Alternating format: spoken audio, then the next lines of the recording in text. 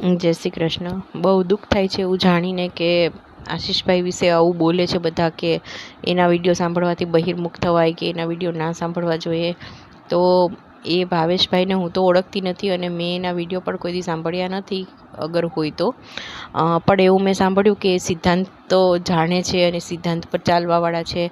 તો હવે થોડું ડાઉટફુલ લાગે છે અને મને ભાવેશભાઈને એક જ ક્વેશ્ચન છે કે તમે અગર સિદ્ધાંત જાણો છો તો વિષયાક્રાંત દેહાનામવાળો જે સિદ્ધાંત છે એના વિશે તમે શું કહેવા માગો છો? અને એ પ્રમાણે જ આઈ થિંક આશીષભાઈ વર્તે છે ને, કે જેના લીધે પ્રભુની સન્મુખતા આવે અને જે હવેલીના ચોચલા વેળા અને દૂષણો છે એનાથી વૈષ્ણવો દૂર થઈ શકે અને એમાંથી બચી શકે.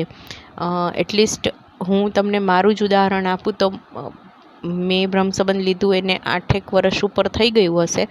એ 2023થી જ્યારથી મારી આંખ ઉઘડી છે ત્યારથી મને એક વાતનો હંમેશા અફસોસ રહે છે કે મેં 2017થી 23માં જેટલો ટાઈમ હવેલીમાં, જેટલા પૈસા હવેલીમાં અને જેટલો મારા ફેમિલીને આપવો જોઈતો તો એટલો ટાઈમ પણ હવેલીમાં બગાડ્યો છે અને ખોટા ચોચલા વેળામાં મારો ટાઈમ અને સમય ને કેરિયર ને ઘણું બધું મારું વેડફાયું છે.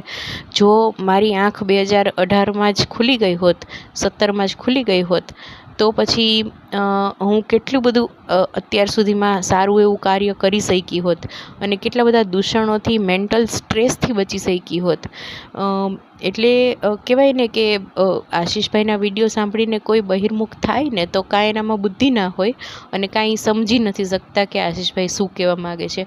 બાકી મારા જેવા ઘણા વૈષ્ણવો છે કે જેની લાઈફ ચેન્જ થઈ ગઈ છે આશીષભાઈના વિડીયો સાંભળીને, અને બહુ સારી રીતે સેવાનું જ્ઞાન પણ મળે છે, સેવાનો આનંદ આવે છે.